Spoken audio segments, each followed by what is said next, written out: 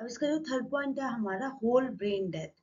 Whole brain death में क्या होता है, जब हमारा डेथ कंप्लीटली डेड हो जाता है, जिसके अंदर आपका कॉर्टिकल एंड ब्रेन स्टेम के जो फंक्शन होते हैं वो पूरी तरह से बंद हो जाते हैं और वो इरिवर्सिबल होते हैं, कि कोई भी चांस नहीं होता कि वो रिवर्सिबल हम उसको कर सके या उसको ठीक कर सके।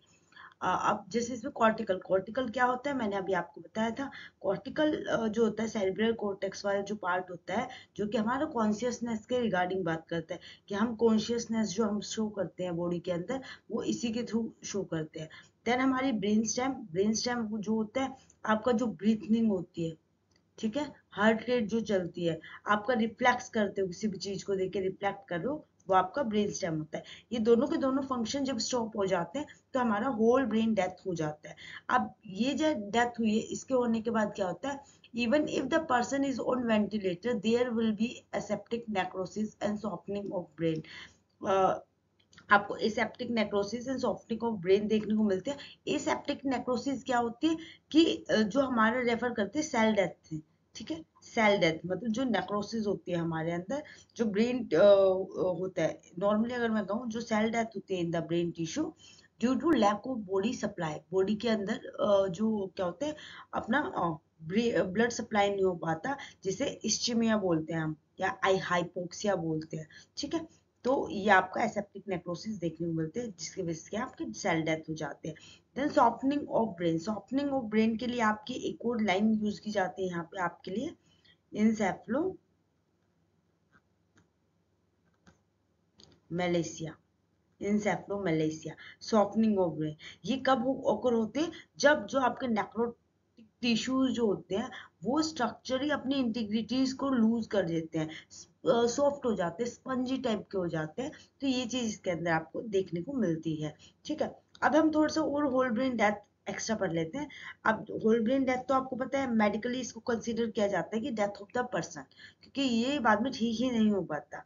अब इसके जो की फीचर्स अगर मैं कहूंगी, जब भी हमारी होल ब्रेन डेथ होती है तो यहाँ पे इसके की फीचर्स कहा जाता है कि इसने लॉस ऑफ कॉन्शियसनेस खो दिया पर्सन ने, उसके साथ साथ उसका जो कॉग्निटिव फंक्शन है वो भी उसने हो, जो उसकी सोचने समझने की क्षमता है, जैसे वो माइंड को दौड़ाता है, उसकी जो अवेयरनेस है वो सामने वाले को नहीं पहचान पाएगा, वो अवेयर नहीं होगा उस चीज से, कोई भी अवेयरनेस नहीं होती उसका।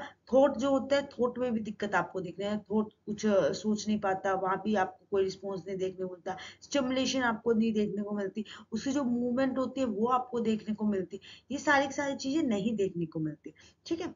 अब वही इसी के अंदर अगर सेकंड बोलते हैं हम brain stem death, brain stem में वही आता है हमारा, जो अपनी आईज होती है प्यूपिलरी जो रिफ्लेक्शन देखते हैं आईज के अंदर, वो आपको देखने को नहीं मिलती, ठीक है।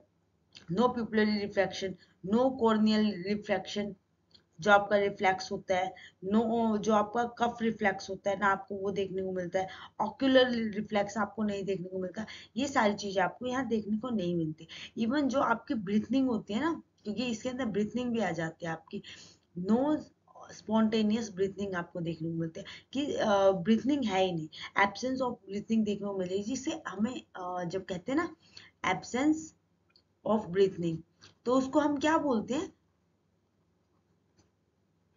एपनिया, ठीक है, एपनिया वाली कंडीशन भी इसमें देखने को मिलती है।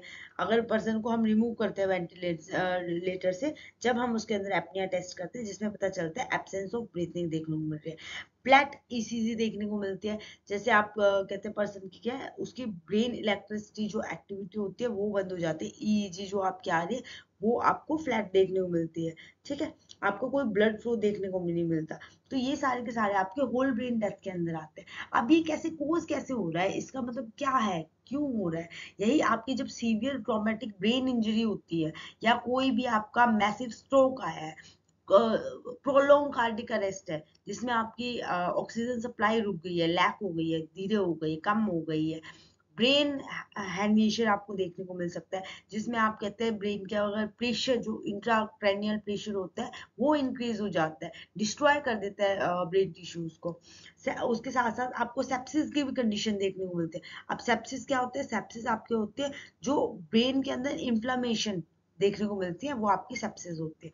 तो ये सारी सारी चीजें आपको यहाँ पे देखने को मिलती है होल ब्रेन डेथ के अंदर। अब विद इन 3 to 5 days, 3 से 5 दिन में अगर वेंटिलेटर पे person, there will be a wide spread brain destruction due to lack of perfusion of brain which is called a pan necrosis. Pan necrosis क्या होती है?